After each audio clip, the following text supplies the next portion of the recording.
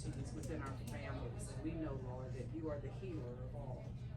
We come to you today, Lord, with the business of Sulphur. We ask that your Holy Spirit dwell within us and we do all things that's pleasing to you. In your Son's Jesus' name we pray. I pray.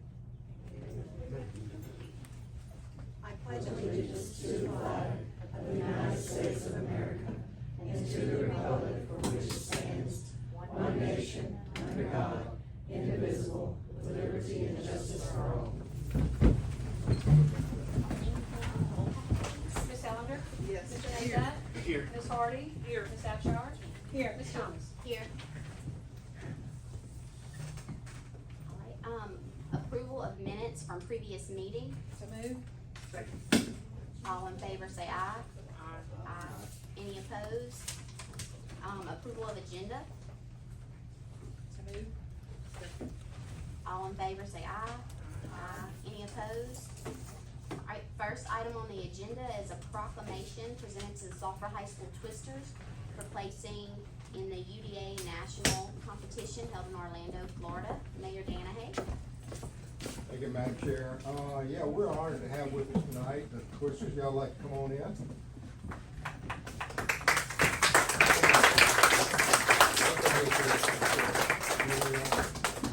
15 minutes ago, none of them were here. It's an amazing feat. Lily, I was panicking. I didn't think they got the message. Oh, no, we were gonna be here.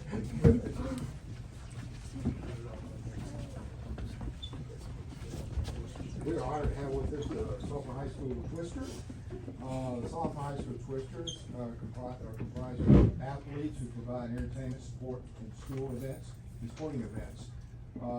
The 2022 and 2023 Sulphur High Twisters, I'm going to say their names.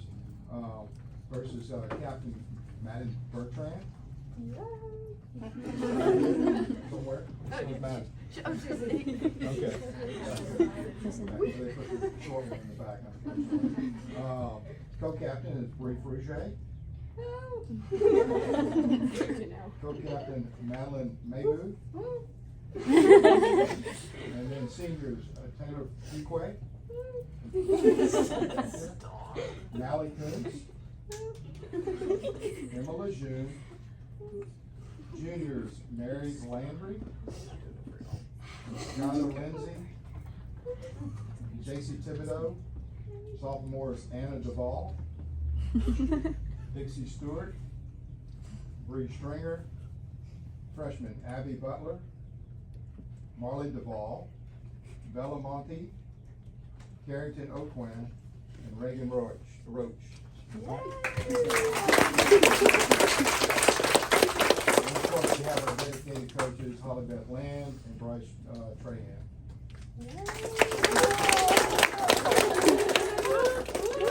The Sulphur High Twisters have shown dedication and achievement under the direction of Coach Holly Lamb. And while they were attending the UDA national competition for only the second time, on February 6, 2023, the Sulphur High School Twisters placed 4th in the nation for jazz, 5th in the nation for pom, and 14th in the nation for game day at the UDA National Dance Championship held in Orlando, Florida. And so it's in our appreciation for your dedication and congratulations to you guys for all your work and making us proud here in the city of Sulphur.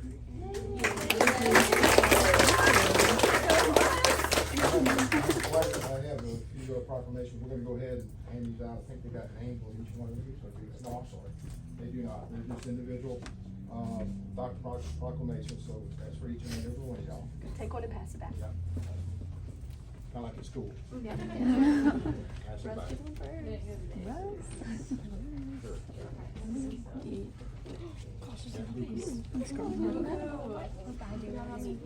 Everybody get That's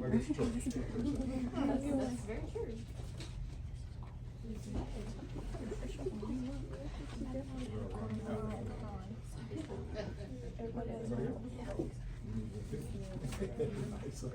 Everybody have one?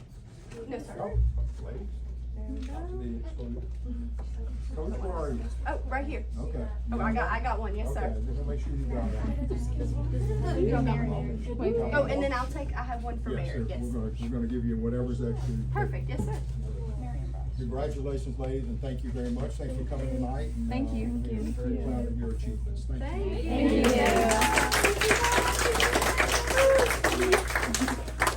We would like to thank you for representing not only yourself, your families, but our great city. And we just look forward to, all of you having very bright and adventurous futures. Thank you. Coach? Thank you so much. Can I get you to step into the other room to get a picture with them? No, I'm just kidding. It would be my real pleasure.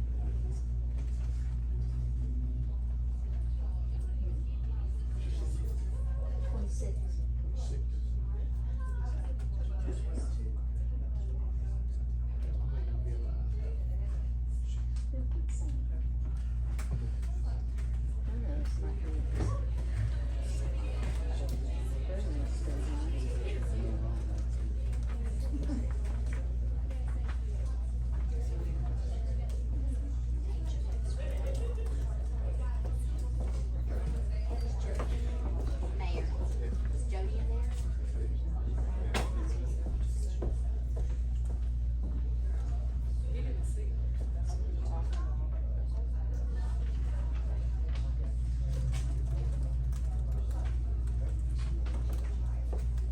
No, I do not see it.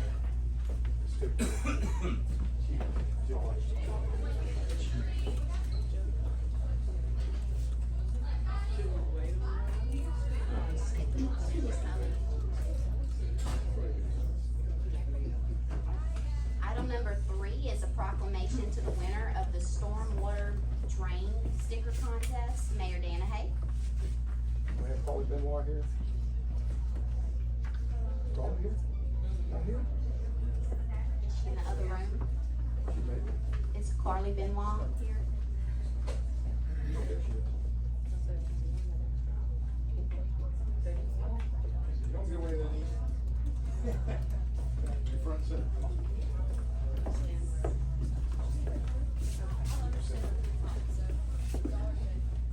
We're also honored to have with us tonight Paulie Benoit. In an effort to bring awareness to our community regarding pollutants at the end of our storm waterways, the city of Sulphur requested the help of the Sulphur High talented visual art class in creating a sticker to be placed on storm drains to encourage responsible practices in relation to stormwater. Paulie Benoit is a sophomore at Sulphur High School for the 2022-23 school year. She is a talented artist and is currently in Sulphur High School's Talented Visual Art 2 class. Carly Benoit's design was chosen winner from 12 submissions made by the Sulphur High Talented Visual Art 2 class to the Stormwater Sticker Design Contest. Carly's design will be featured on the City of Sulphur stormwater information pamphlets and will be placed on all stormwater drains in the City of Sulphur. Carly's design highlights the most important point to make when considering our community's responsibility in preventing pollutants from contaminating stormwater. Only rain down the drain was the theme.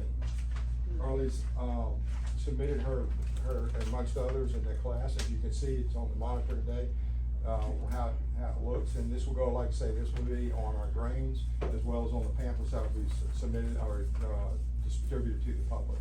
So Carly, congratulations and thank you for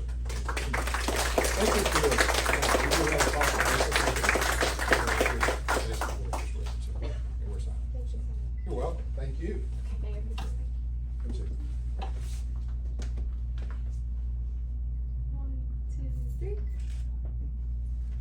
Congratulations, Carly. Who's your art teacher? Oh, she's here. I did not know that. Come here, you got something to say about it? Carl? Come on. All me. Hey, you got the mic. Go ahead. We're gonna really embarrass you, Carl. You got anything to say? Go ahead. Well, I am so happy for Carly here. She's absolutely very, very talented. She's definitely come a very long way since her beginning in the talented art program, but definitely from the start, I knew that she's was going to do great things. But I am ecstatic that her design was selected. I do think that it was definitely one of the absolute best ones, and I think that it definitely nails what we were going for in terms of this. So, Carly, congratulations, you're awesome. Yeah, I just wanna say that the design, there was quite a few people who actually looked at all the designs, and this one by far was, the one that was chosen, so Awesome. congratulations. Absolutely. And thank you guys for giving us the opportunity to do this as well. Well, we're happy to. Like I say, this is gonna be on everything now. It's all yours.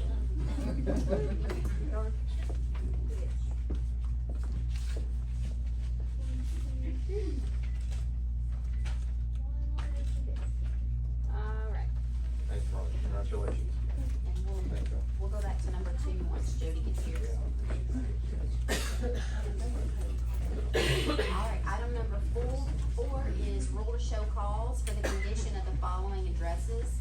Item A, to condemn building or structure located at 113 Arkansas Street in accordance, well, we don't have, Ms. Hardy.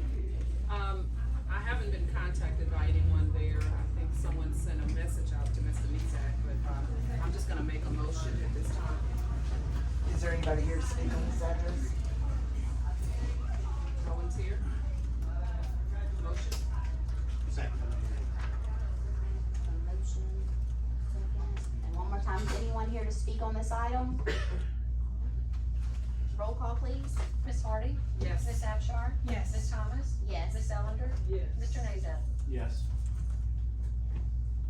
Item B, to condemn building or structure located at 312 North Douglas Parkway, Ms. Hardy. I did speak with the owner, today.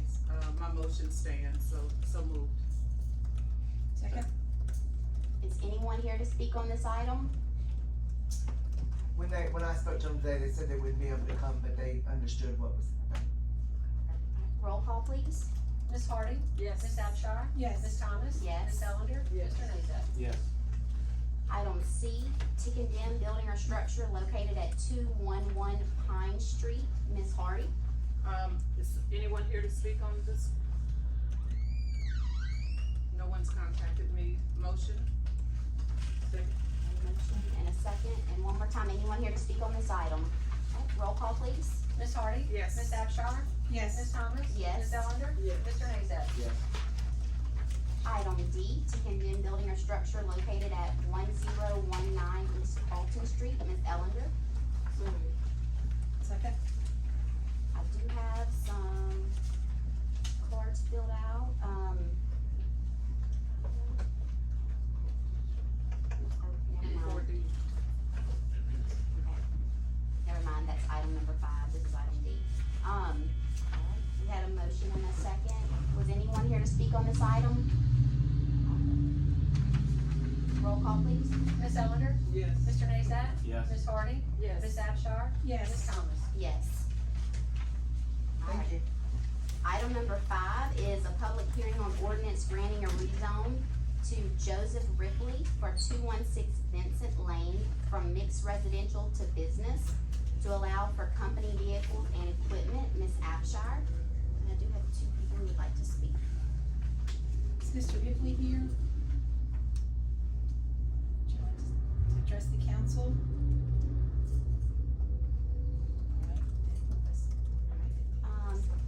I have Mr. Scott Mosley. Oh, wait, hold on. Brian Wold. Would you like to speak? Well, I was kinda waiting. Oh, can you come up to the mic, please?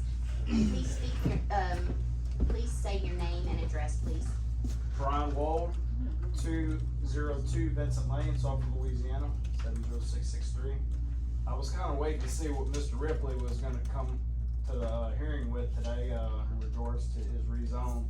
I still stand firm on my action to, vote against it. One of the other issues that we have is there's a lot of kids that live down our areas. We do many other little subdivisions. I have 3 kids, and really there's no place for the kids to play except for in our yard. Can't ride bikes down there. There's a lot of traffic. You know, I know the city got some lockdowns in some areas where they're not able to make a lot of the arrests to house people that are being arrested. One of the issues that really bugs me with Mr. Ripley is he does have a how can I say this, criminal history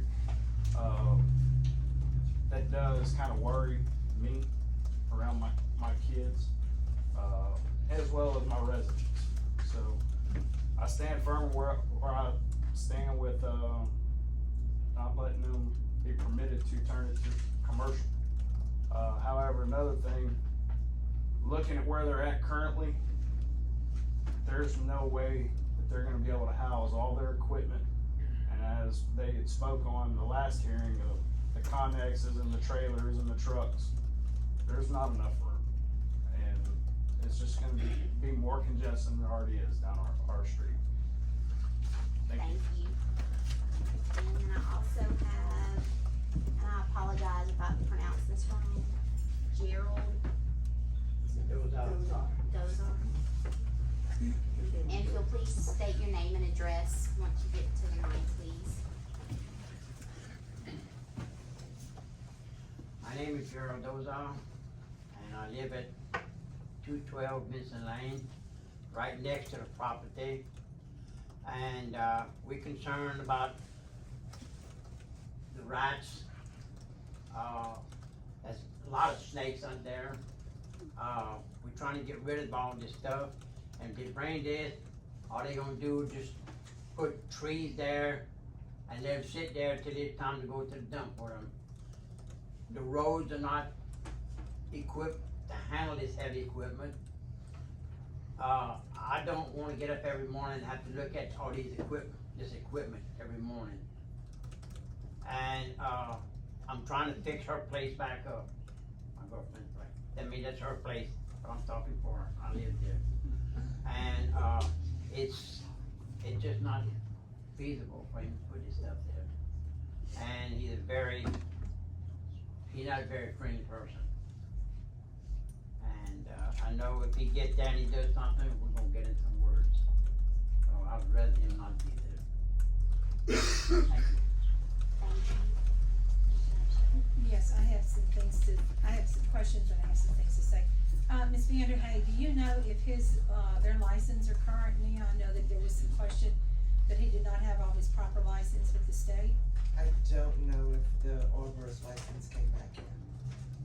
Sorry, I don't know. How about, when they moved on the property that they're on currently, not the property on Vincent, did they get all their proper permitting with the city that time when they moved on To there? my knowledge, they did.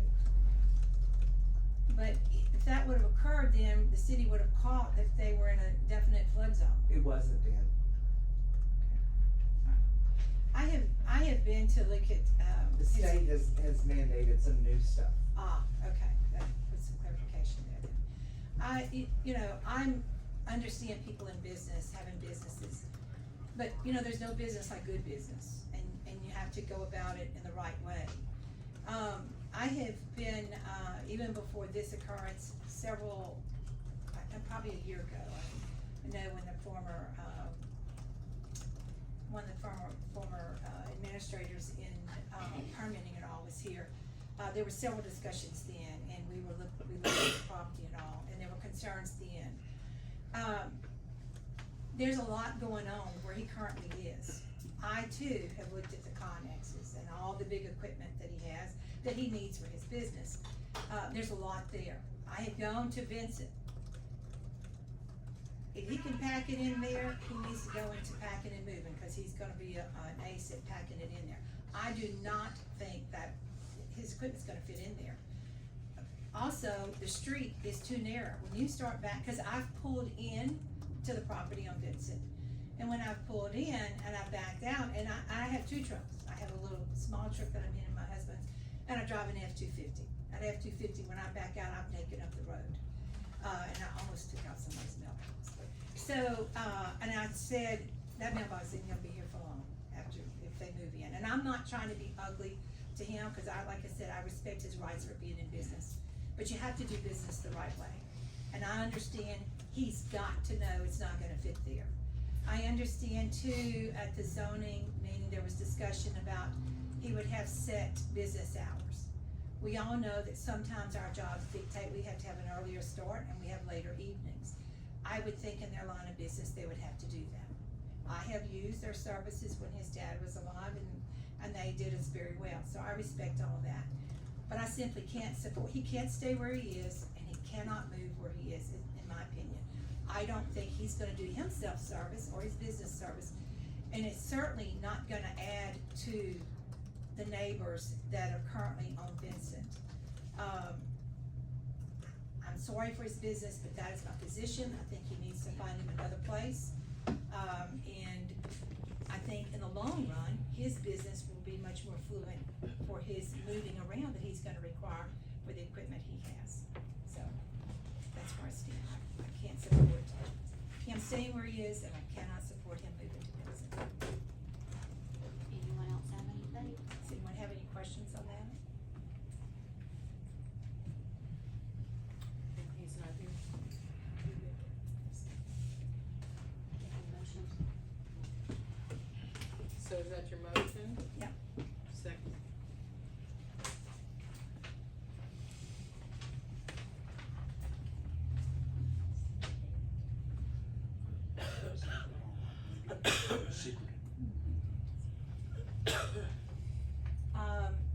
To give him ample time to move, we need to set a date that he needs to vacate his property.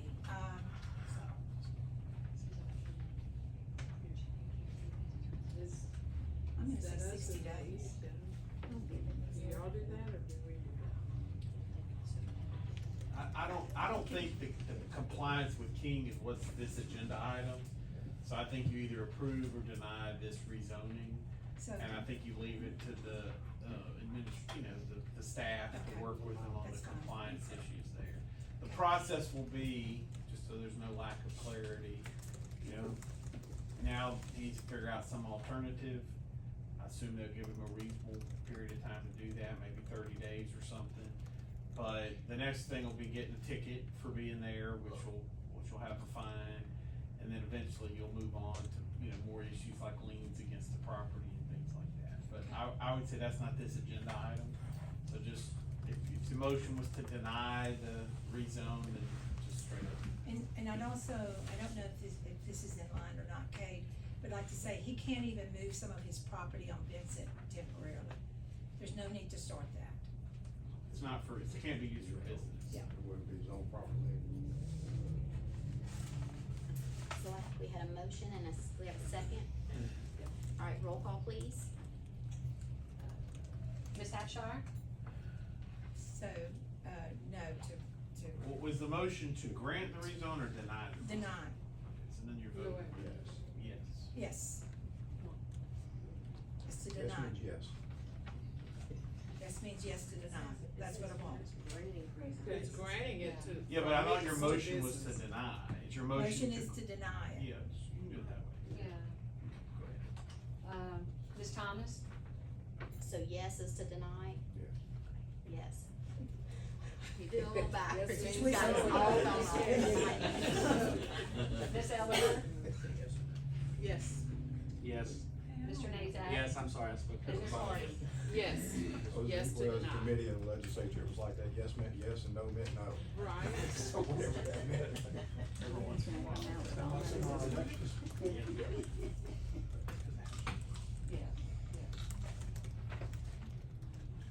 So motion passed with With the denial. For the denial.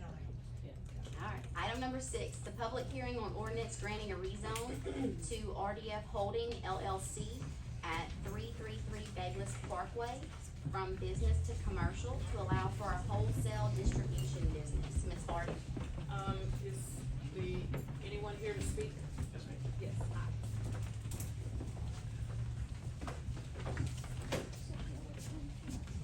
David Haynes, 2535 St. Joseph Street, Sulphur. So tell us your proposition of what your plans are. We have I have a long-term lease on the building. I'm just here on behalf of RDF Holding. He gave me permission to speak on his behalf. We have signed a contract with Yellowfin Distillery to distribute his products. And we have a lot of warehouse space that we're not utilizing. So what we're hoping to do is, with a rezone, then we've applied for the TTB license, and then we'll follow the guidelines of the ATF to make any building modifications that we need to make. We just want to utilize this property to the best of our ability and support another local business and see if we can't expand his operations and do something good for Sulphur. I don't have any other questions. So that's your motion? Yes, motion. I have a question.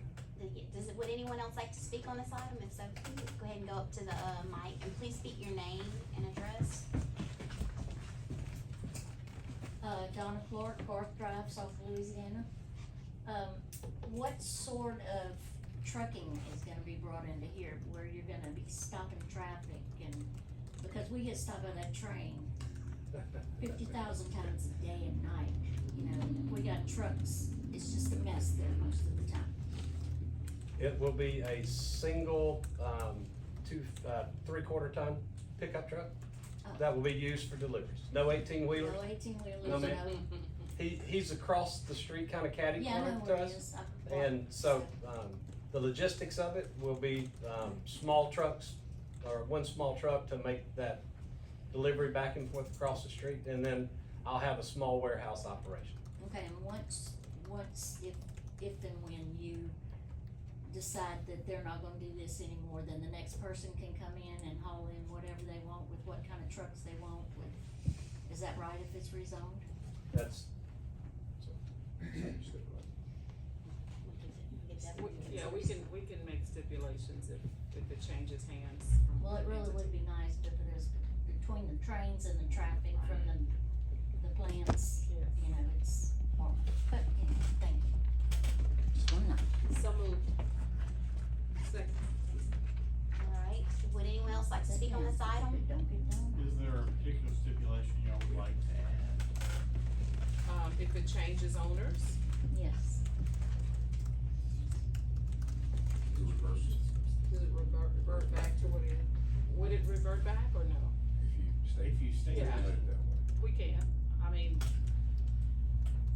If so, for instance, RDF Holdings, if, if RDF Holdings is no longer the owner of the properties, it revert back to business. right, because I wouldn't want to see, you know, the increase of higher traffic with, you know, larger 18-wheelers or some, you know, trucks of that So the size. added stipulation you want is if RDF Holdings is, no longer the owner or is no longer operating its commercial business there, that it would revert to business Yes, zone. yes. You wanna move that as an amendment?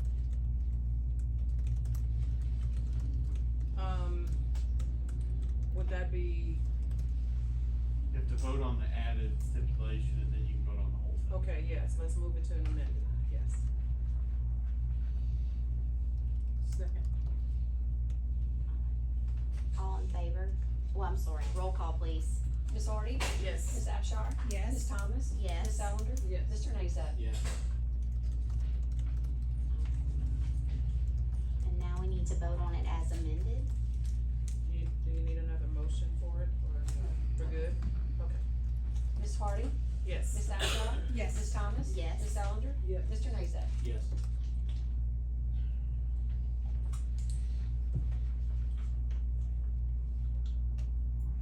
You ready for me to move on, Noreen? Item number 7 is a public hearing on ordinance repealing Appendix B, Article 1, Section 4 of the Code of Ordinances for the City of Sulphur for grandfather. Ordinance 27-23, Mayor Danahay. Thank you, Madam Chair. I'm gonna defer to, Austin Abrahams about this. Maybe explain a little bit better. So right now we have a little bit of a conflict with this grandfather. So right now we have a little bit of a conflict with the grandfather clause and our nonconformities. The nonconformity section of our zoning ordinance is supposed to regulate, lawfully existing, uses, lots, structures, where the grandfather is just a very general term. It makes all of it the conflict. So moved. Alright, if anyone would like to speak on this item? Bill Vaughn, Burton Drive. I want more explanation. You know, when we passed zoning, or when you guys passed zoning, one of the main things that we talked about was grandfather. In North Sulphur, you've got lots over there, 40 foot, 45 foot, different things like that. You got lots that were originally platted at that. Now, you start removing the grandfather clause from everything. What happens if we got a storm comes through here and wipes all those folks out? What are you gonna tell them? They continue to pay taxes on their property, but they can't build back there? Explain it to me.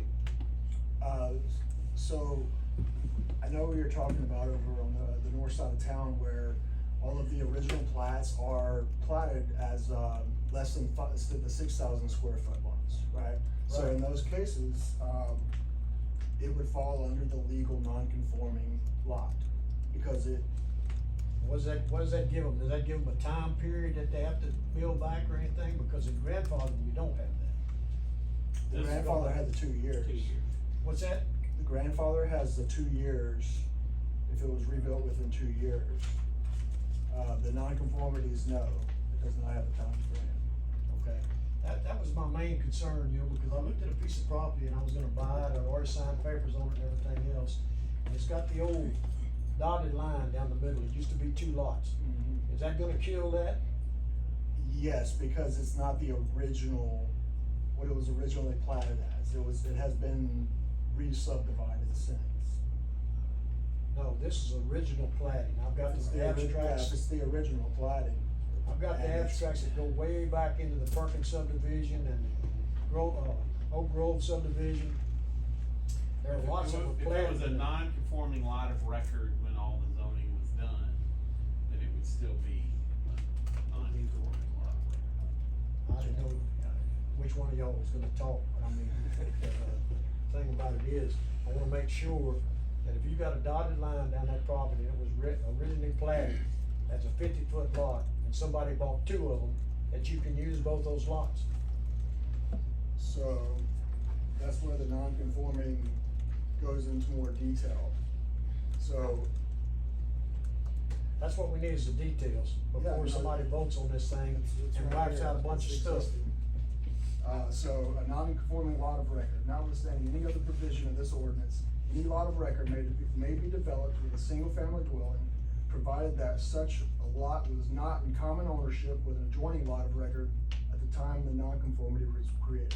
So if you own 2 lots originally, and then when this took place, then you would not be able to put a single-family dwelling on each, because it was under common ownership.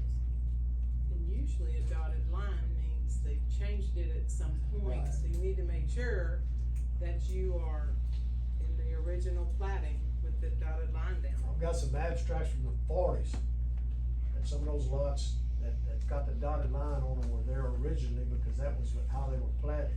You know, back when the Perkins and people with little sense run this town, you know? So whoever does your title would know that, because I have a piece of property with a little strip that goes down this side, and it's been there for 40 years on the plat, and it went way back, and these people own it, but they forgot to give that strip, make it included or something, so you need to Woodland make Terrace has sure. Woodland Terrace has got a lot that was originally planted at 30 feet. It belongs to a judge in Lake Charles, right now. What is he gonna do with that lot? Well, I don't know, Bill, I'm just saying about the. But if I buy it, what can I do with it? Have strips. Well, that. Strips like that across. If it's grandfathered, in, then I can do what I wanna do on it, as long as I meet the setbacks.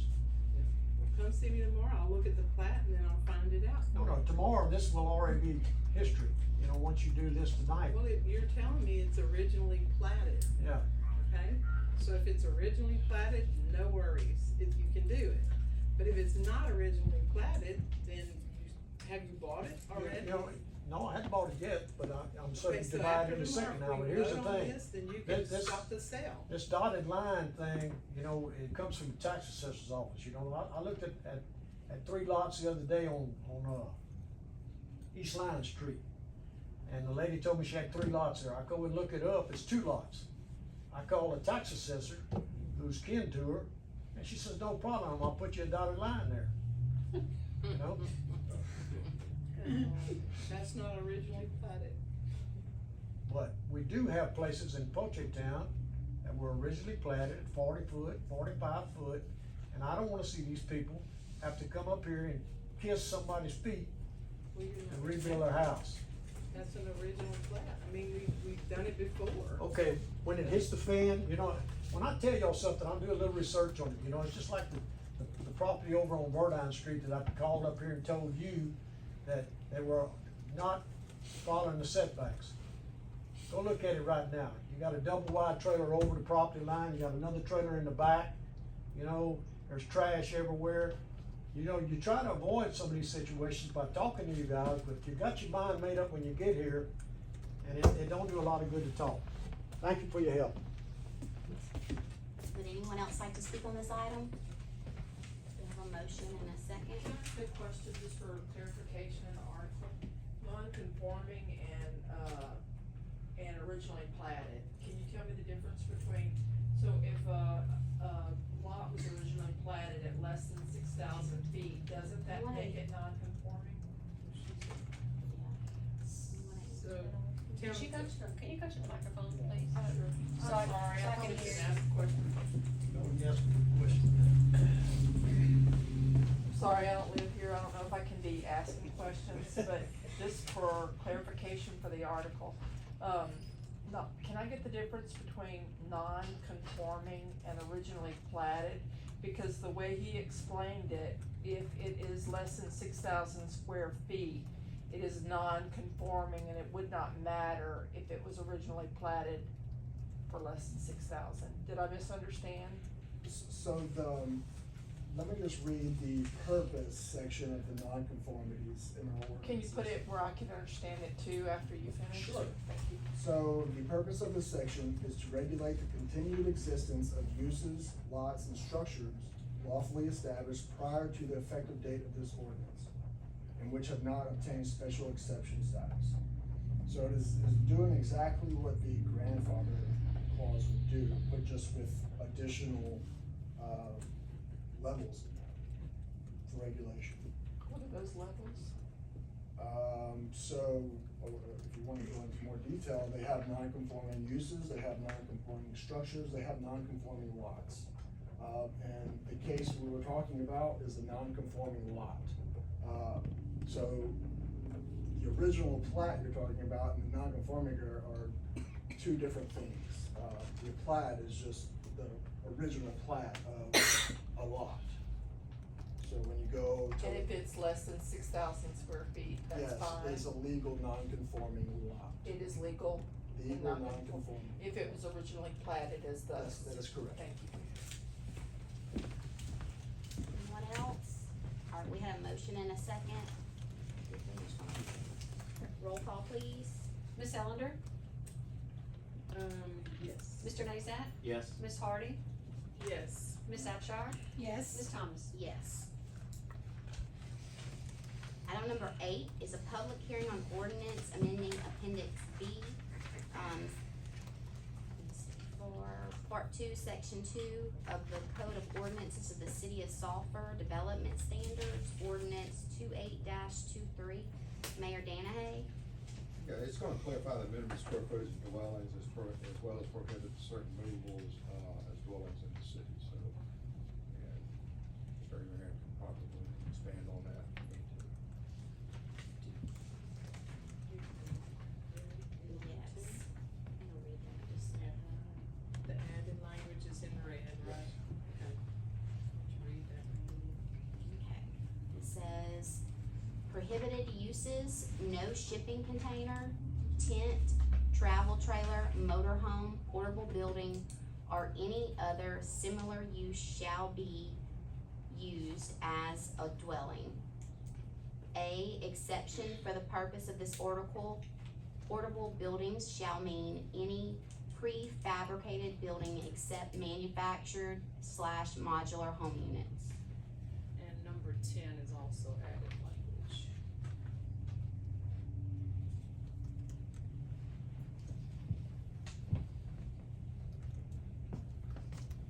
Item 10, it says minimum square footage of dwelling. No dwelling shall hereafter be occupied, and no structure of any nature be used as a dwelling if the total floor area is less than the following. A, residential district, 1,000 square feet. 1, exception accessory dwelling unit, 600 square feet. B, mixed residential district, 600 square feet. And then C, business district, permitted by exception, 600 square foot.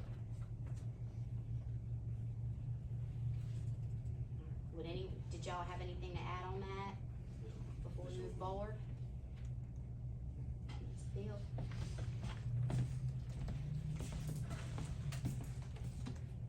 What is it for mixed residential now? 600, 600 square foot? or, isn't it? We don't have a minimum size for. This is Well, for established. mobile homes. Yeah. Or mobile homes, right? What about homes? This Houses? is establishing the first minimum dwelling size. There's a minimum lot size, but this is the actual under the roof dwelling size. So you're going to 600 square foot for dwelling size, that's what you're adding into this thing? It's 1,000 in, residential Residential. districts, unless it's like a mother-in-law suite or something that would count as an accessory dwelling, and that would be 600. And then it's 600 for the other, like mixed residential, like where mixed residential allows you to put a trailer, for example, that could be 600. Or duplexes. So that really hasn't changed that much, it's just the wording, it's in the whole thing with the residential change. And then you have the ban on sea cans and travel trailers. This, and all that. the International Building Code came out, the newest one, and they included in the code, C-can, residential, and also tiny homes, with less than 600 square foot, so, we're trying to minimize that. So used to it was dealt with because they didn't meet the code, or, you had to have the HUD sticker on a trailer and all these things, but as they're becoming more in line with the code, y'all have to make a policy decision as to whether y'all would want, for example, container crate housing, which a lot of places that ban, or travel trailer housing, which, like, Benton and Lake Charles and a lot of places have already banned. Okay, I got one more question then, before I go sit down. Are the portable buildings that you've already okayed grandfathered in? For people to live in? This is going. Those are already grandfathered in? Something's already This been is not approved. retroactive. Get out, What? It's not retroactive. huh? It's not retroactive, so. Okay. Yeah, you can't make a. Okay, so they're Yeah, all this- right. Yeah, this is going forward. The ones that you approved. Now, if it's damaged more than 50%, then Yeah, we follow the this new would come regulations. into Yeah, then- I mean, we've got some that, you guys approved.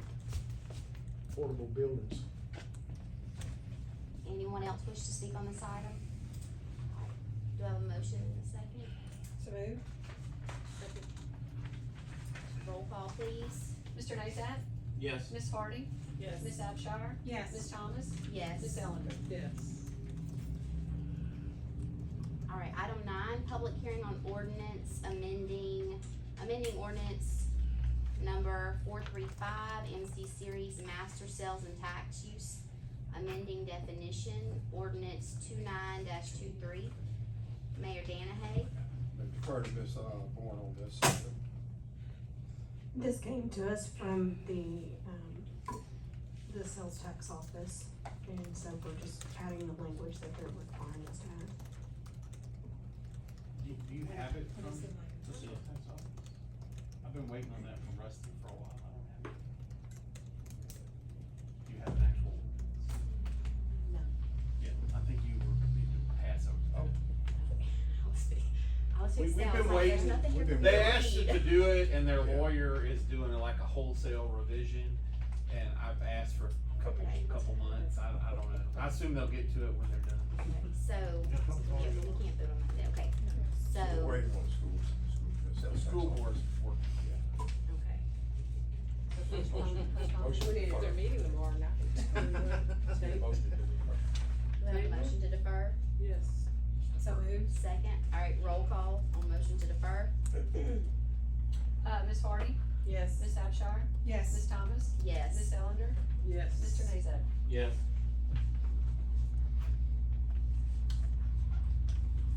Item 10, public hearing on ordinance amending chapter 24, section 11 of the Code of Ordinances of the City of Sulphur, stormwater definitions, ordinance 30-23. Mayor Danahay. I'm gonna defer to Ms. Barry Ham, she's got quite a few up there, to be honest. Yes, so this first one is, just adding some definitions to reflect the current permit that we're operating under, the Louisiana, instead of the national.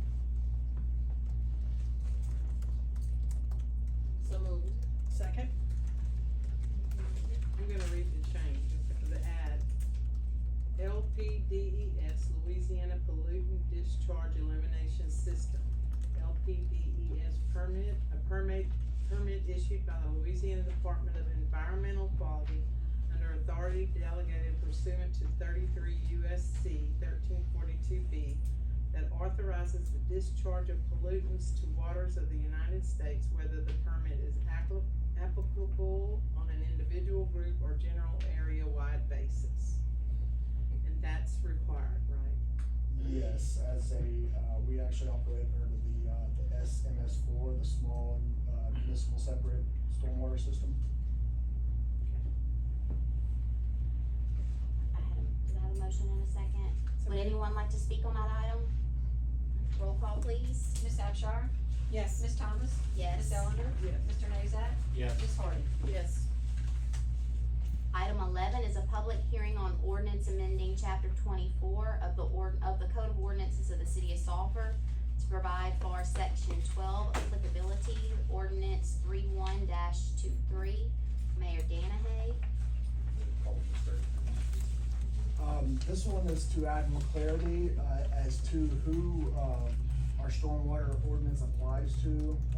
We had some issues with some contractors, so this is, to further define that. And it reads section 24-12 applicability.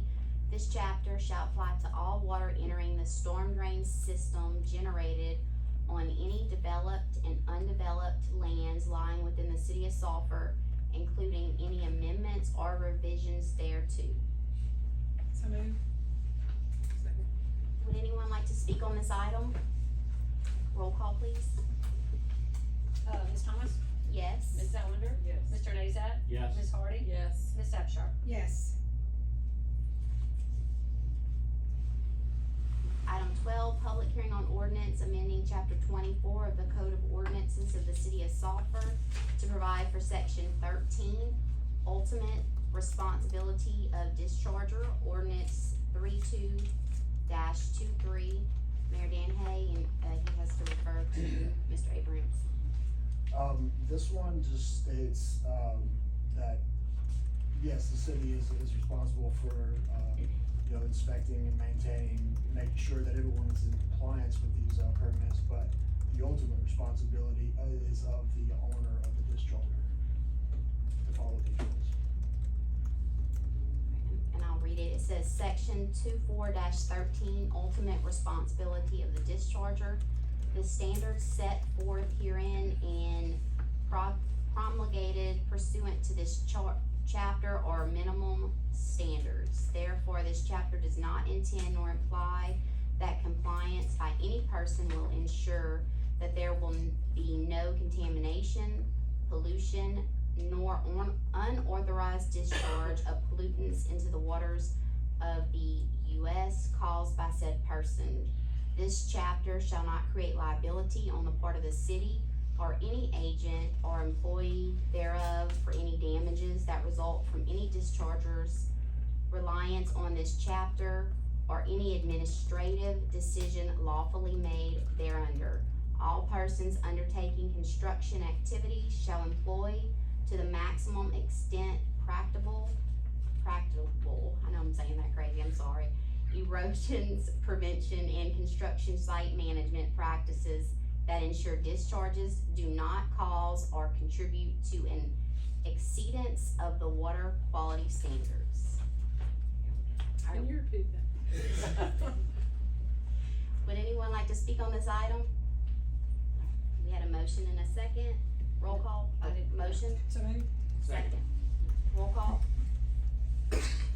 Ms. Ellender? Yes. Mr. Nazat? Yes. Ms. Hardy? Yes. Ms. Abchar? Yes. Ms. Thomas? Yes.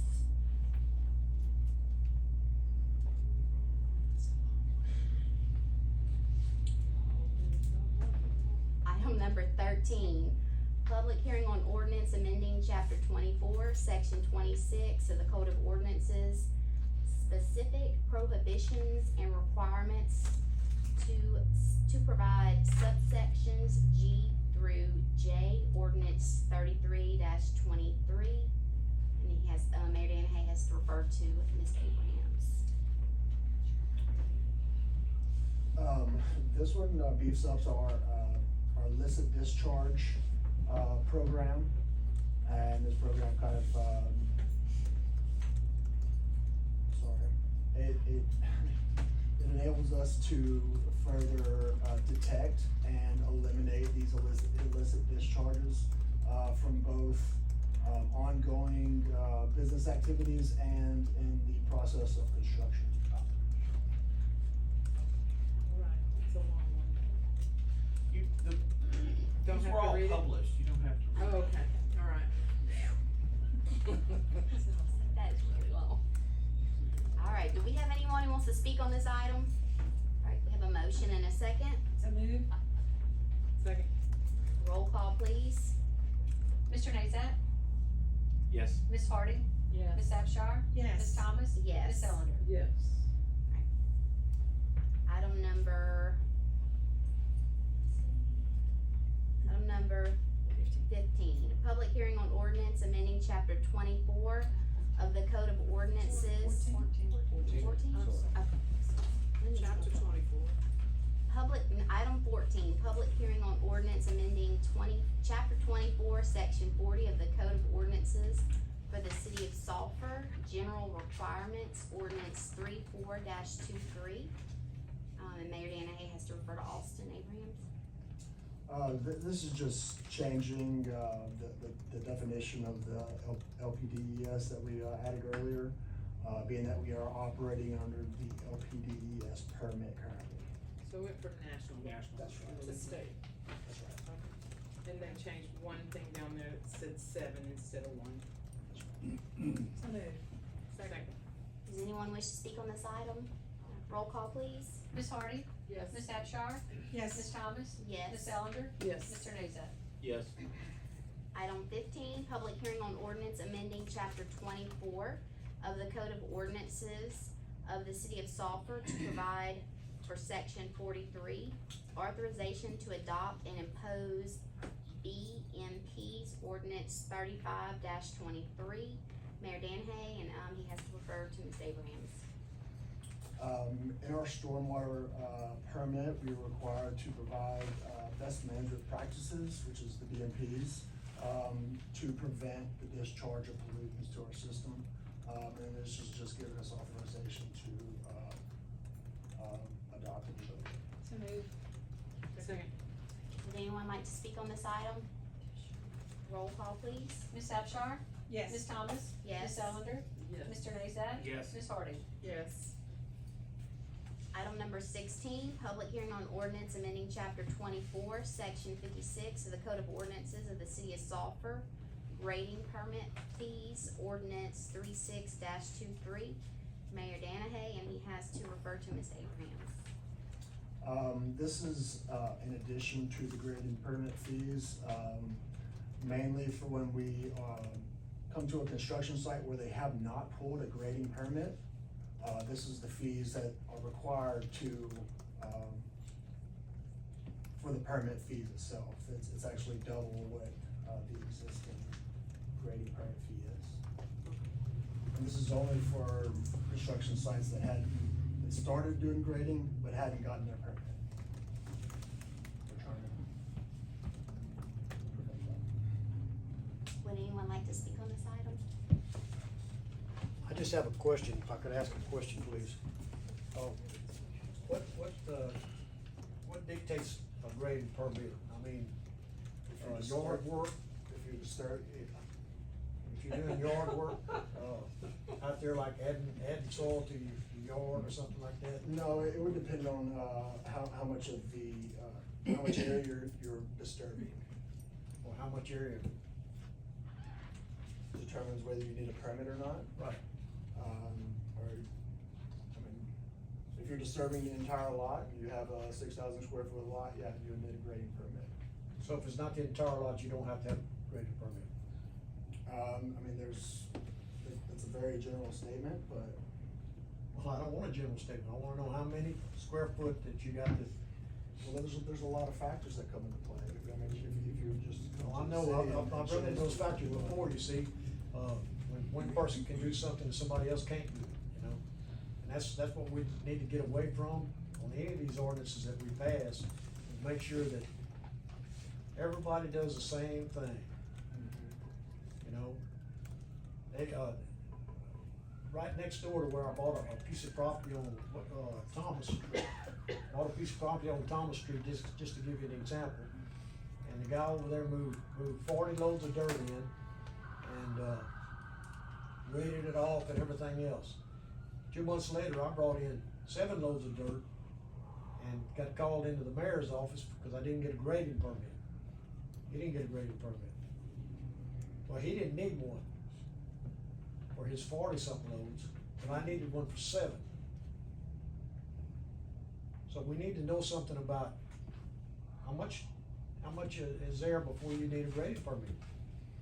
I mean, I've run in these grading permits several times, and I think it needs to be spelled out clearer, to where I know that I don't violate the law and have to pay a double permit.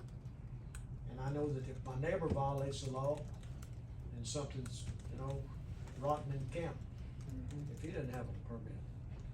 So I think that you need to put something in there. I know it's difficult, I know that you have several factors you have to look at, but if I bring one load of dirt in, to fill in my backyard, after a hurricane or something, a tree falls in there or something, I don't wanna have to go buy a permit unless it requires it, and then I'll buy one.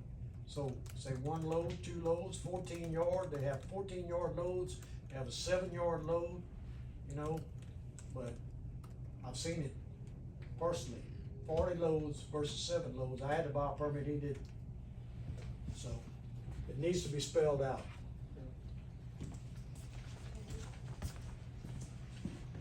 The grading permits are required anytime you're doing dirt work unless there's an exemption. There's a lot of exemptions, there's an exemption for routine yard work. There's an exemption if you have a building permit. So in other words, if you're gonna be building a house and you pulled a building permit, you don't have to get a grading permit for building your house pad because it's covered by your building permit. So you have to go through the very long list of exemptions and see what's applicable.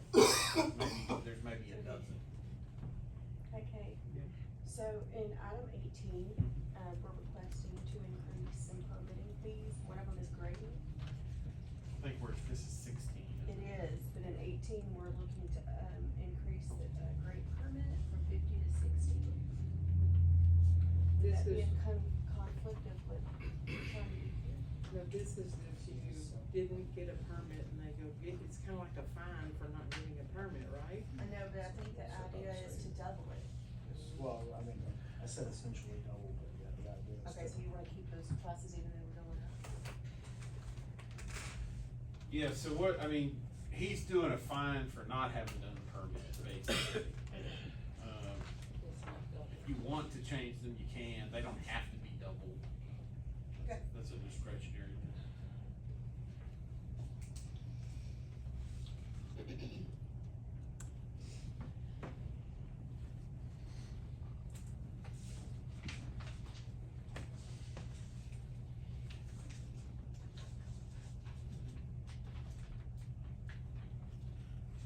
Anyone have any questions? So moved. Do I have a second? Second. Roll call, please. Ms. Thomas? Yes. Ms. Ellender? Yeah. Mr. Nazat? Yes. Ms. Hardy? Yes. Ms. Abchar? Yes.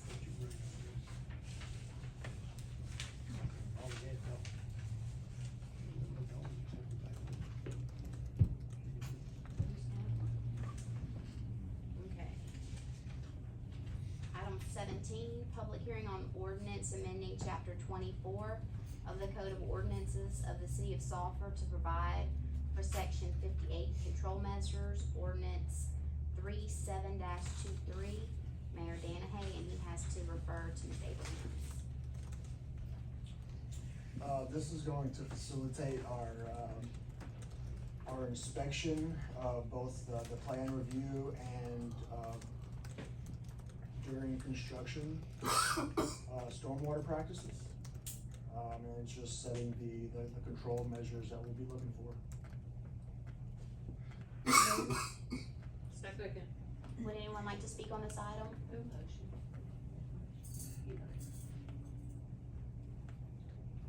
Roll call, please. Ms. Ellender? Yes. Mr. Nazat? Yes. Ms. Hardy? Yes. Ms. Abchar? Yes. Ms. Thomas? Yes. Item number 18, introduction of ordinance amending ordinance number 1733, MC series to increase certain fees for demolition, electrical, fire, gas, housing, moving, mechanical, mobile home, plumbing, portable building, grading, plan reviews for for residential and commercial, generator installation, change, contractor, culvert inspection, and site visit outside city limits. Ordinance 38-23, Mayor Danahay. So moved. Denise and Jerry, our CPO, came to the mayor and myself a couple weeks ago. The state had increased their fee schedule. We also looked at our fee schedule in comparison to Lake Charles, and we felt that it would be necessary to increase. Our fees are still below that of what Lake Charles are. How can we compare to Lake Charles? I mean, that doesn't make any sense to me. We're just a little bitty know-nothing county. Ma'am, if you wanna, Oh, I'm sorry. I mean, it's okay. I'm sorry. Dollar Floor, Park Drive. I don't see how we could compare to Lake Charles. I mean, we got enough fees around here now. Our water in the past 6 years has gone up from $55 to $75, I think, or $70-something.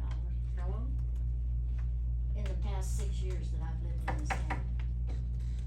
Yes. We started out at $55 when we moved here, and now we're paying $70-something. Now, It's a I don't know if everybody else is, but I am. That's not just the water, that's. Well, no, that's the water and the sewer and everything, yeah, but I mean, that's quite a bit of money, you know, just in a short span of time, and then you want to go up on everything else compared to Lake Charles. We can't compare to Lake Charles, that's We're enough. following what the state is doing. We just use Lake Charles as a reference. Well, even if you use Lafayette or Cameron or whatever, you're your own entity, don't compare yourself to somebody else. You know, we got enough problems right here without raising something else. We're staying below the standard.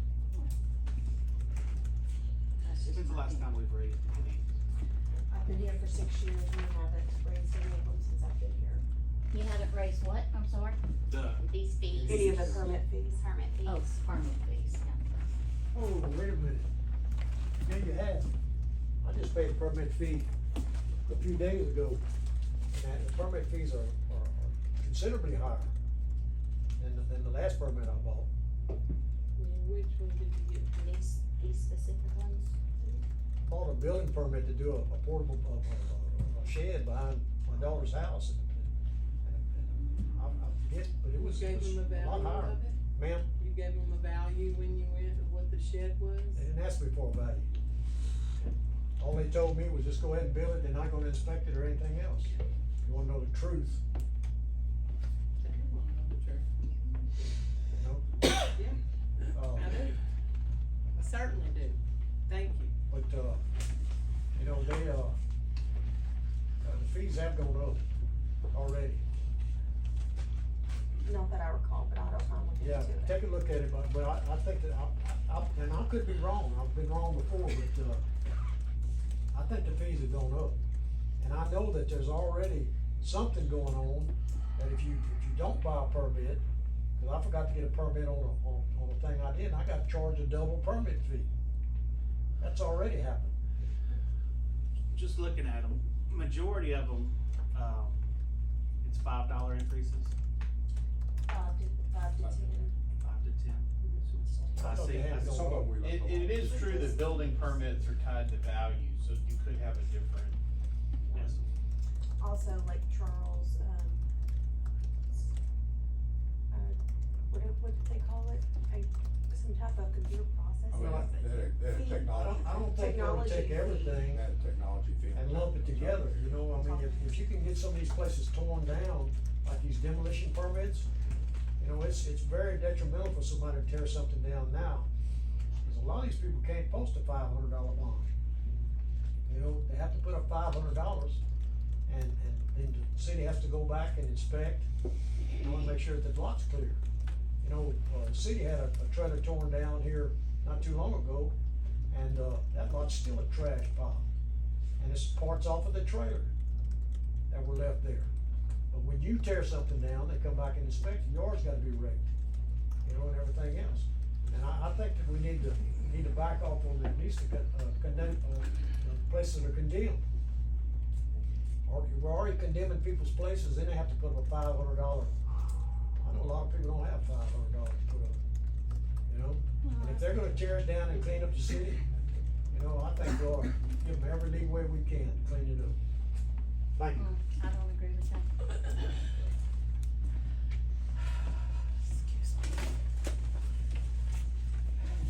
Sheila Broussard, 316 Todd Street. I just got back from Tulsa, so I'm a little bit groggy. I went over this with my husband, and he said, what was it, like 2015, we did a roofing job, the permit was $15. The last permit I got, may have been for siding or something, we couldn't really agree on what it was for, and that one was $35, and so, you know, we just discussed what's happening with fees going up on these permits, what's the end result going to be? And $50 to $60, oh, it's just $10, but that's 20%. The percentage is a huge jump. The dollar may not be, but the percentage is a huge jump. My question is, okay, everybody else is doing it, Yeah. what's the reasoning behind it? What's the need for, and the city needs more money. Is that what it is? I mean, what's the money going for? What's the need? Maybe more information on why this is being done other than my buddies doing it. And I don't mean to be disrespectful with that, but yeah, someplace else is doing it. It's not really I believe staying up with need. the current pricing, is being fiscally responsible.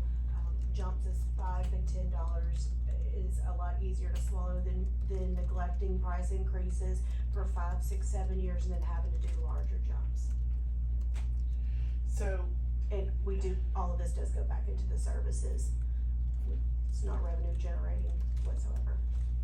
so it's going back into the services, Yes, what ma'am. you're telling, that's good information, I think, for all of us to have, that all that is going back into the services. My husband's question was, if we're trying to encourage people to go get permits, how many people are we pricing out? You know, $10 is not that much for me and my husband, but if somebody's just got a little shed that's very, very important for their life, and they have $50, but they don't have the $6, do you see what I'm saying? There are some people where $10 is a lot of money. May not be to you, not to me, but his concern is people are gonna start going behind your backs more than they are now. I think if they were going to, they're going to. He just wanted me to say that, so. I understand. The only thing that seems like there might be some confusion on is the base building permit is tiered by value. You build a whole house, you know, it's $1,000. You do something that's, you know, $1,000, it's $15. You know, this sort of thing. So the fact that they are different amounts is not necessarily that those amounts of fees have been raised. It could be that there are value differentials between the work that you're having done. But we said that they haven't been raised in 6 years. And I wonder if, perhaps, from this point on, maybe you don't do such a big jump now. Maybe you say, every year we're gonna go up 1%, 2%, or something like that, to where it's more gradual and people, there's not so much sticker shock. Because I know that as a landlord, one of the things that people do wrong as landlords is they wait 6 years and then they go, oh, you know, everybody else is renting this for $1,000. I've gotta go up this much, and my husband just drove him crazy, cause it's like, we gotta go up on their rent, $25. You know, and he didn't wanna go up on them at all. It's like, if we wait, it's a bigger problem than if it's incremental. They expect that raise to come. I agree with that. I just got a text from Jody for her. She got a late doctor's appointment, she's not gonna be able to do it. We had a motion and a second. I have a question, I'm sorry, if this passes, or even not, if it passes, how long will this be in effect for? 2 years, 5 years, 10 years? Indefinitely until it's changed, yeah. Indefinite, it's kind of vague though, you know, I know you're saying we're trying to keep up back with every so many years. standards with the Yeah. state, so I guess the question is, how often does the state increase or make changes? I don't know. Right. Yeah, and I'm sorry, Melinda, I didn't mean to cut you off, I'm sorry. I guess that would be my next question. If it doesn't pass today, when's the next time that is there like a limitation when we can bring this up again? Usually look at an annual basis, what you know. Right. Yeah, our CEO, he has been going to a lot of classes, getting a lot of certifications. And, he's the one that actually, he wrote me a letter back in November, saying that he was concerned with our rates and that he would like to have a discussion. And I told him around the time that we do budget would be a good time to have, these talks and to really look into it. And so, I did kind of table his request, I guess you could say, for a couple of months. But this was a concern of his as our chief building official. I went to his director and then they came to finance. Not very often do we see that practice in the city where I have directors want me, you know, come to me saying, hey, we need to increase these services. It's usually me giving the recommendations down to the departments. I believe the goal is to reevaluate it every year going forward. It should be Kind of an the- annual evaluation. I think the last amendment was under borrow pit and pond. That was the last amendment we did, and that was probably 3 years ago. And it's been a while before we amended the fees. Yeah, it's been a while. I don't recall voting to increase it since I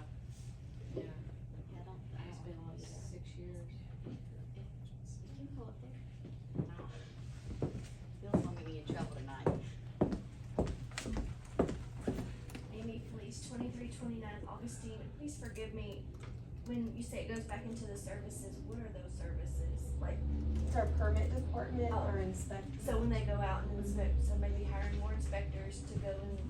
We're not hiring anymore, but it also Okay. helps our current costs. Okay. Yeah, it's just inflation, printing all that stuff out, the materials, salary increases, Their training expenses. training expenses. And they have a lot of qualifications they have to meet, required by the state and maybe even federally, by federal. So there's a lot of expense. I mean, who of us has, I understand nobody wants to pay more for anything, but if you want more services, there is a cost to that. And this is not exorbitant cost increases. And again, it's based upon value. I will tell you, I wanna toot the horn of our permitting department. They've come a long way in a short period of time. I've had the opportunity to meet with them at a meeting about something else, and they were all there. I was highly impressed with these people, and these guys and ladies are really very much dedicated to trying to improve our city, and we have a lot to do here. Just look around. You name a neighborhood that doesn't need to have improvement. I don't care what neighborhood you live in. And we need these people. They are troops on the ground, and I'm gonna tell you something. Many times, they are not greeted because everybody wants to improve, but nobody wants to be accountable for it. So, hats off to them. They work hard. And it may not be something that you see each day, but people are always approaching. I get approached a lot about this, and I think everybody on the council gets approached about, improving our city. I can't go knock on someone's door and say, hey, you need to clean your yard up, but this team does. And we've got a long ways to go with it. We need to support them. I'm very impressed with the fact that they recognize too, that hey, we need to improve what we're doing. And here's some things that we're seeing from the training that you're investing in us to do on behalf of the city. So that's my thoughts. What I'm looking at here is most of these permits that I'm looking at right here are usually done by a contractor, and it's built, this permit is built into his fees. And if they accept the fees, then, it's already paid for basically in his bid. So, it's not kinda what you were saying a while ago, this is a bigger town than Little B Sulphur. And there's a lot of things going on, I understand and that. it's like, I think you were more talking about the utility Yes, than you were permitting. yes, ma'am. Mr. Bill?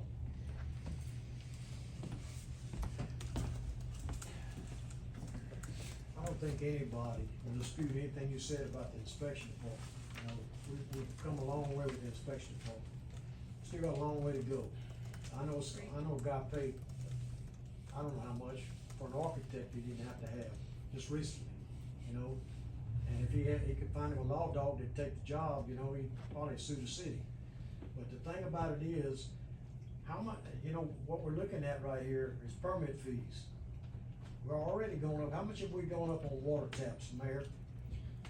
In the last, Actually, we've gone up every year, considering, I think, that Ms. Broussard pointed out, if you don't look at it from a year-to-year annual basis, and the costs that we incur and the increase in those costs each year, you're gonna have to look at it annually, and there will be increases annually. how much is a water tap now? If you remember, Three-quarter and inch you water probably tap. remember this, back in the 1990s, they didn't increase the water rates or sewer rates for multiple years. And then they end up having to increase it the maximum 10% every year for 5 years. I realize that. The only Okay. question I ask is how much is the water tap now? 3/4 inch water tap? I think, Anybody tell me that? I don't recall what it is. Don't know. How much the sewer tap now? Okay. They've gone up tremendously. Just buy a lot without a water tap on it and find out what you're looking at now. Because you're kicking all the, and I disagree that it's just contractors that are being affected. Well, I didn't say it was just contracts, No. but most of this I'm looking at looks like it would be a permit that a contractor would probably do.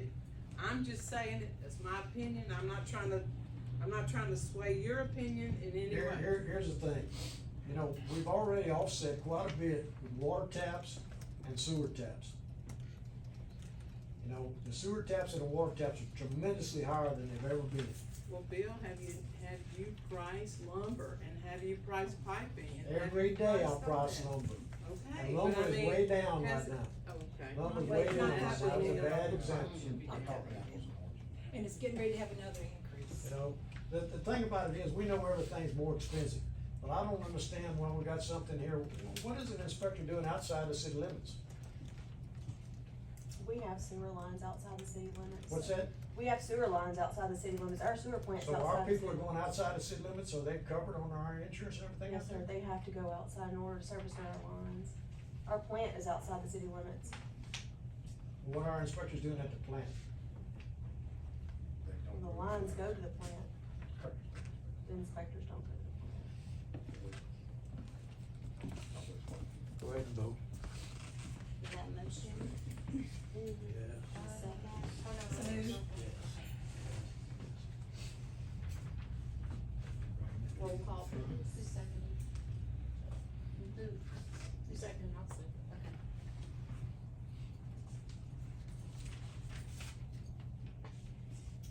Mr. Nazat? No. Ms. Hardy? Yes.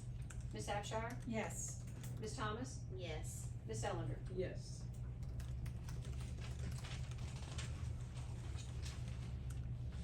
Item number 19 is introduction of ordinance entering into a cooperative endeavor agreement with Calcasieu Parish Police Jury for the summer reading program. Ordinance 39-23, Mayor Danahay. So moved. Second?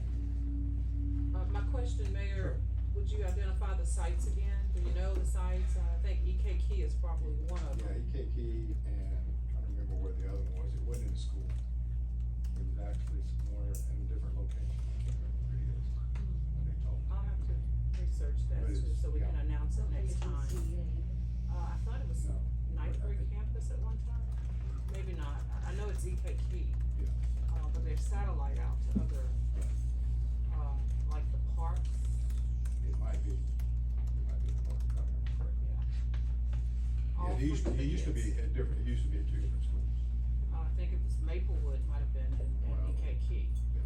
But all free, and the kids get a hot breakfast and a hot lunch. I say hot, We participated in this program as yeah, long as I can remember. and happy that we continue that partnership. Motion and a second. So moved? Does anyone wish to speak on this item? Roll call, please. Ms. Hardy? Yes. Ms. Abshire? Yes. Ms. Thomas? Yes. Ms. Ellender? Yes. Mr. Nazat? Yes. Item 20, resolution granting a variance to L&J Properties at 2348 Royal Oak to allow for a mobile home to be older than 10 years of age. 2010, resolution 15-23, Ms. Abshire. Mr. Kavanaugh, would you like to, approach your mic and tell everyone about your project? Sure. Excuse me. I'm Jake Kavanaugh with LNJ Properties. We've owned rental property in Sulphur approximately 7 or 8 years in the city limits and outside the city limits. We run a pretty tight ship. If we have a problem, police jury members have come to us, residents have come to us, neighbors have come to us. If I'm having issues, take care of them right away myself. I'm trying to better that street. There's some homes on that street that are really, really old that it should have probably gone a long time ago. What I have is in really good shape.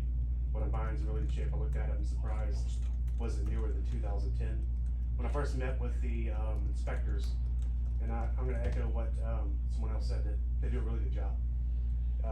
And I heard 2010 or newer, but what they said was 10 years or newer. There was a misunderstanding there, but the home's in really good shape inside and out. There will be skirting done all the way around. The people moving it move mobile homes for a living. They set them up for a living. They work for anywhere from somebody in Lafayette to here doing this for a living. They're a professional company. It's gonna move it, set it up, make it like new. Make sure they get their permit. Indeed. So we went, looked at this, and it looks good on the outside, it looks like it's been well cared for.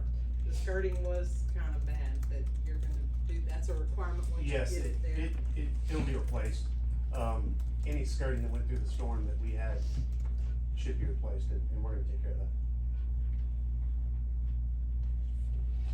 So, you and I spoke, and Yes, ma'am. I shared with you my feelings, so I wanna go over that again, cause there's one thing I forgot, not intentionally, but I forgot to tell you. So, I went and first of all, I went and I looked at the mobile home, because I do support, our ordinance saying it can't be older than 10 years.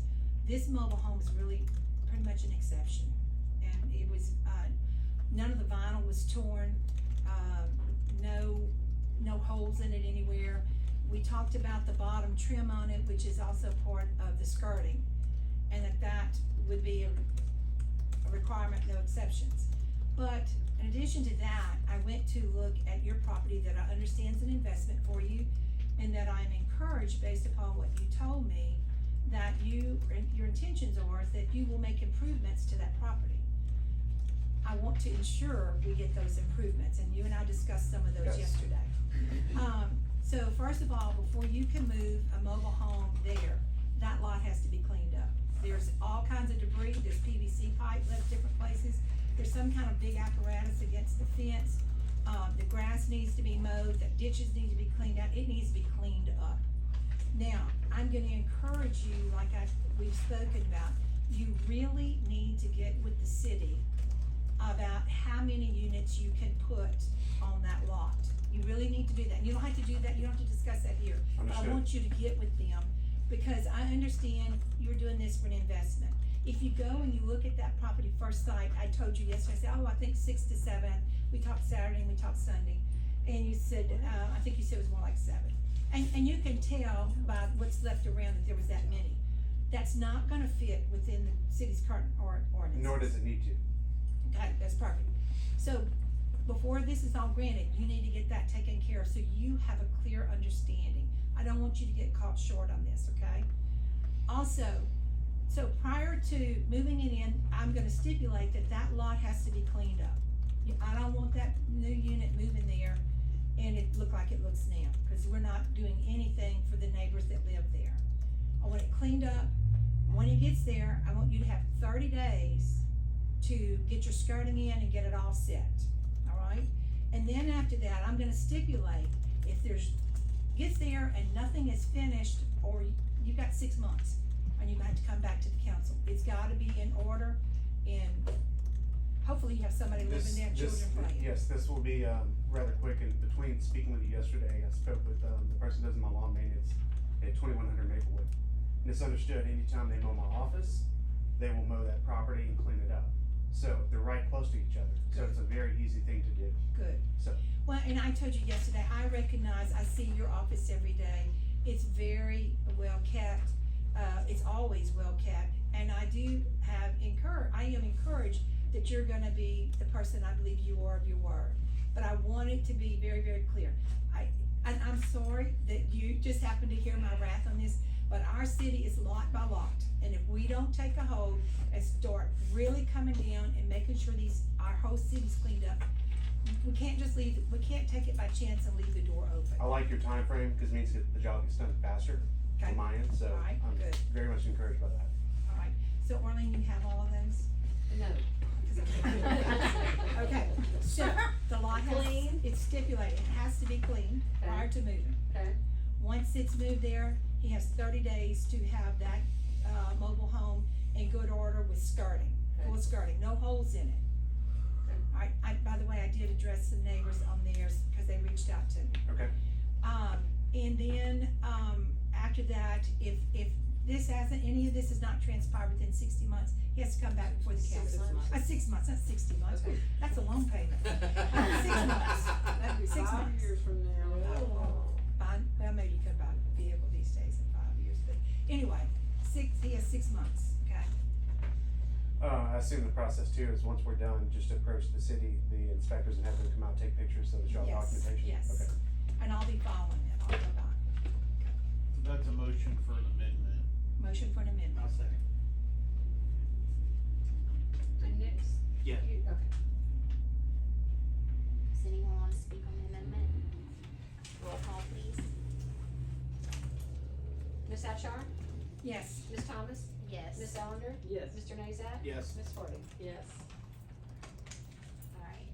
Do I have a motion to approve the resolution as amended? So moved. Second. Would anyone like to speak on this item? Roll call, please. Ms. Abchar? Yes. Ms. Thomas? Yes. Ms. Ellender? Yes. Mr. Nazat? Yes. Mrs. Harder? Yes.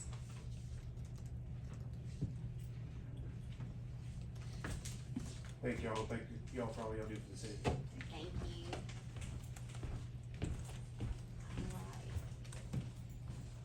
Alright, the next item is public comment, and we do ask that you try to keep it to 3 minutes if at all possible. I have Miss Donna Clark.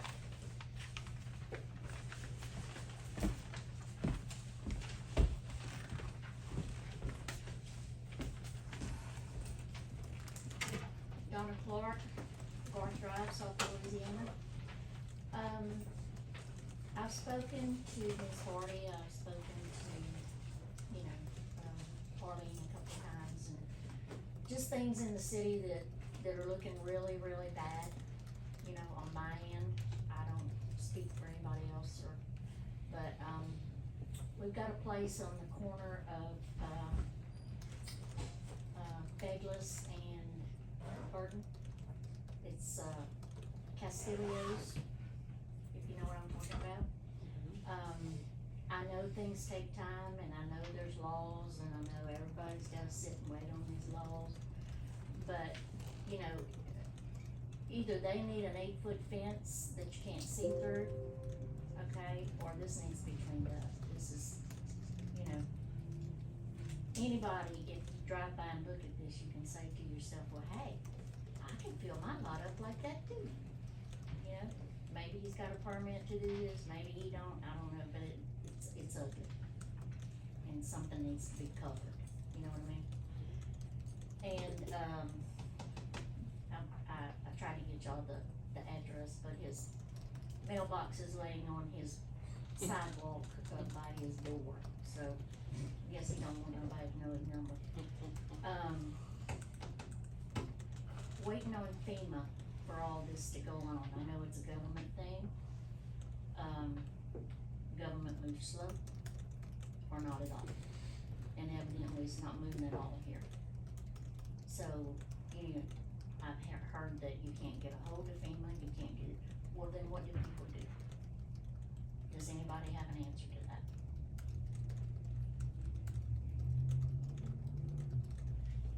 Yeah. So it's just like everything else in Washington DC, it just sits and gets worse. After public comment We is don't- closed. We don't engage. You could Oh, I don't, say- okay, We will- okay. we will comment. Well, what do we do if we can't get a hold of FEMA then? I mean,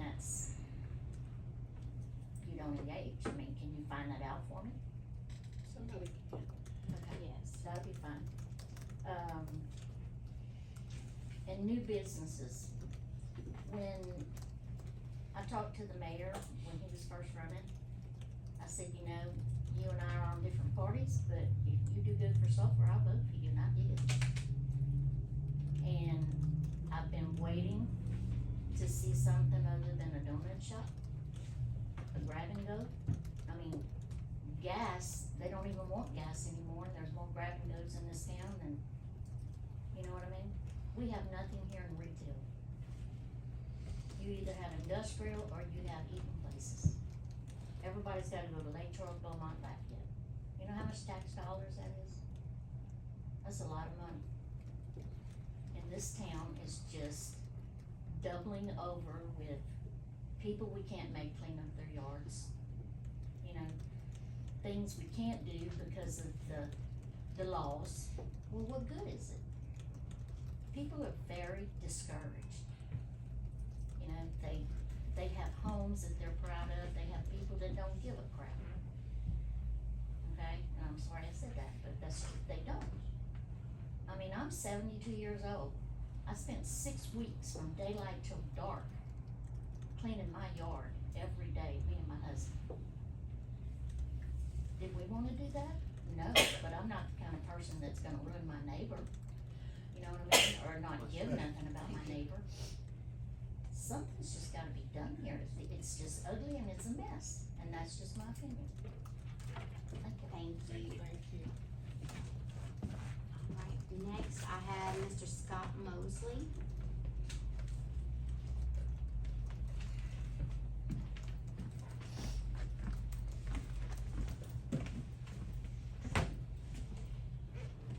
I don't agree with number 21, violation of First Amendment right to free speech, Bill of Rights and the Constitution.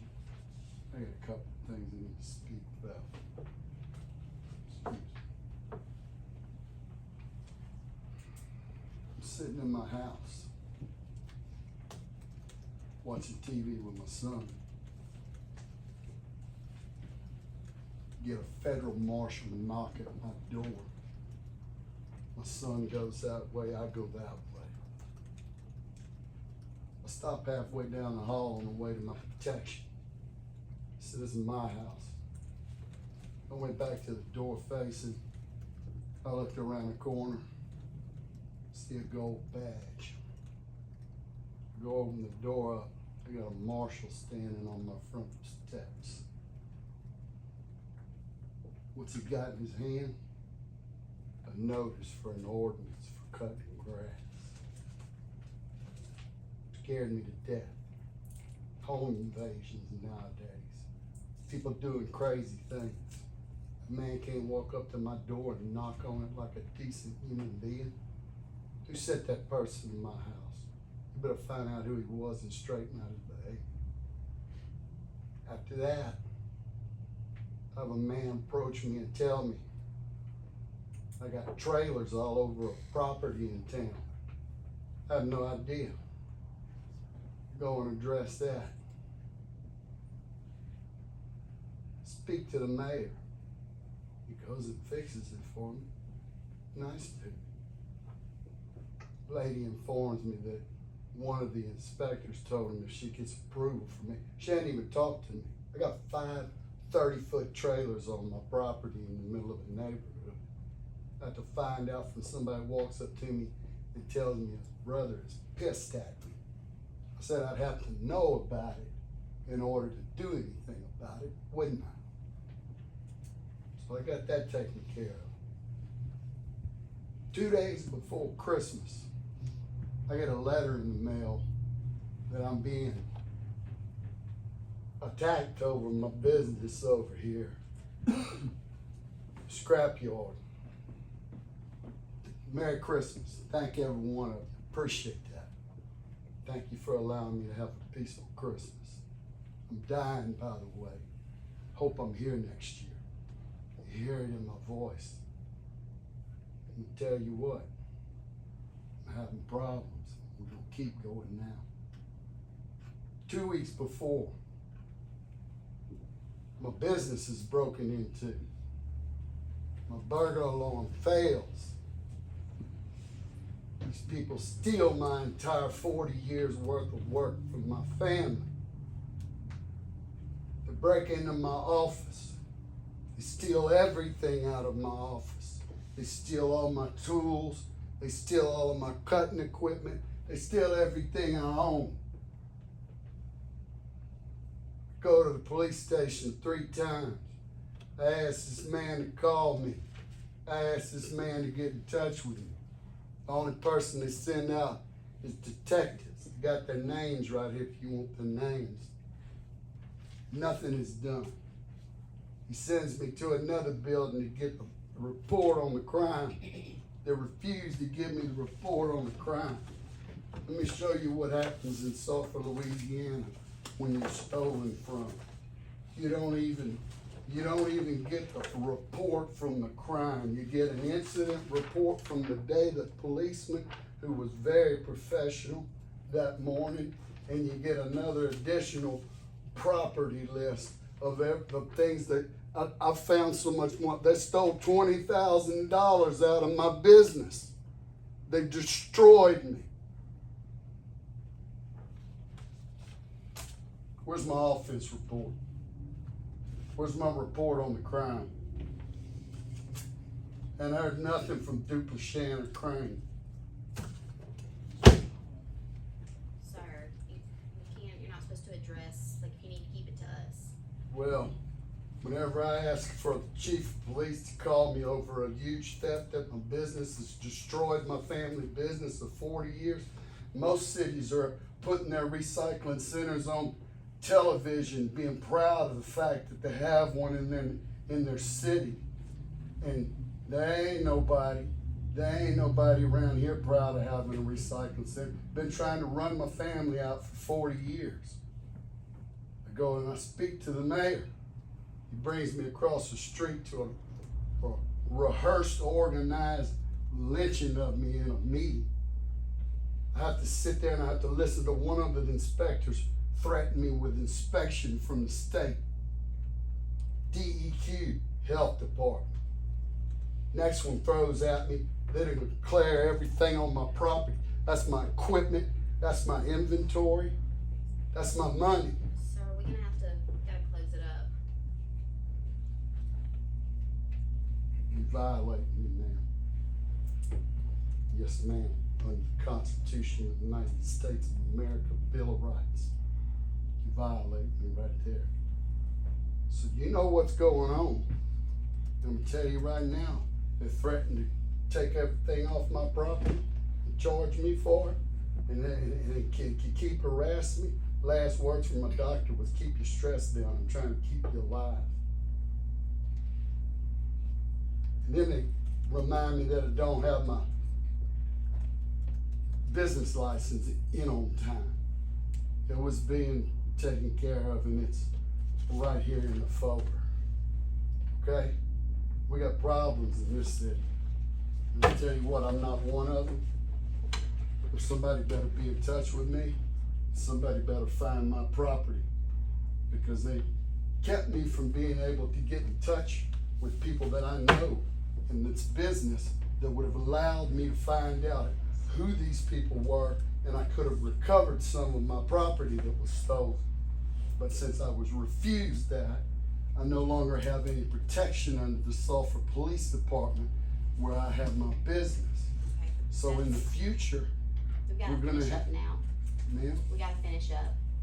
I'm ending, does anyone else from the public have anything to speak on? Cause if not, I'm ending the public comment section, so we can move forward. That's enough. Alright, well, with that, I end the public comment section, and I would like to adjourn our meeting. The next regular city council meeting will be held on Monday, April 10th, 2023. Oh, yeah, I'm sorry. Would anybody like to say anything before I close this?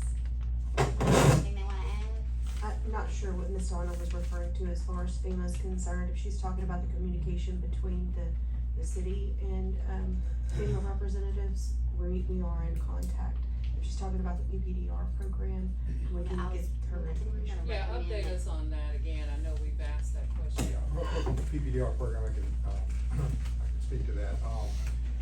We are going through the environmental assessment process. We had to do structural engineer first, and then we're doing the environmental assessments now. Once that's done, then if there's any abatement that needs to be done, that'll take place, and then the demolition of the structure will take place. So we're still a ways out, but we're moving where we need to move with that.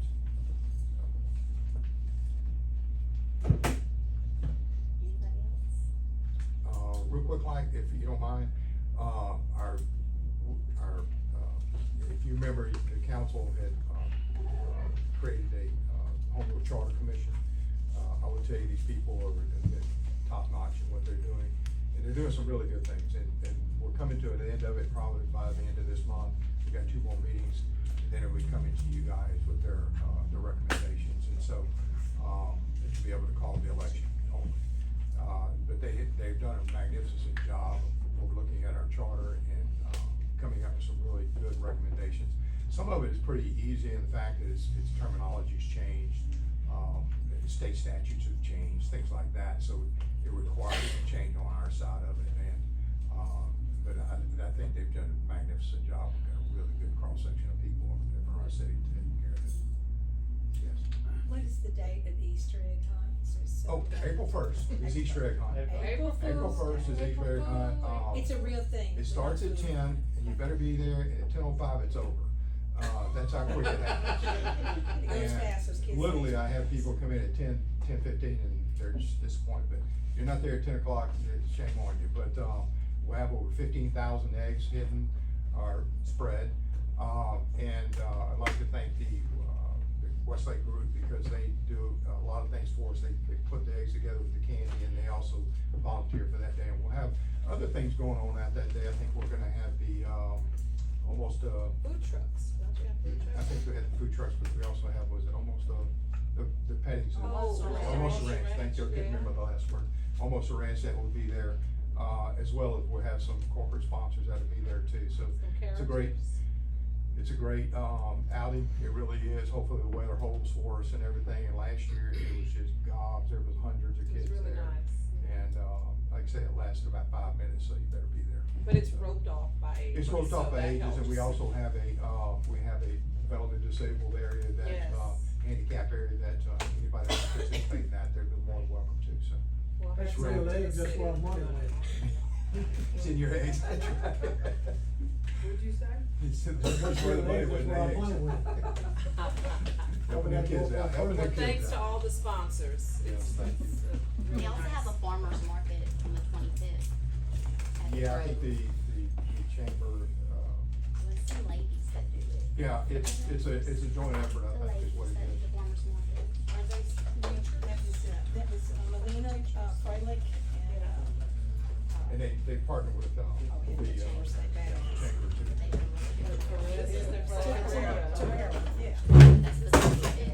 That's all I have.